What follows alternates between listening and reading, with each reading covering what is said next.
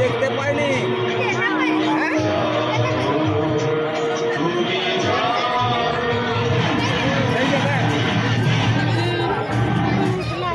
আজকে মহানবমীর এই পুণ্যলগ্নে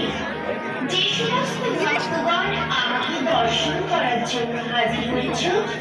সবাইকে আমার স্নেহ করা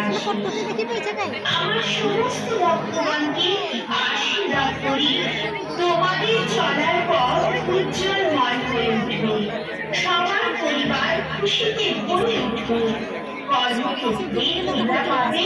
অমূল সাফল্য, প্রত্যেকের সন্তান থাকবে কাছে। ভক্তগণ,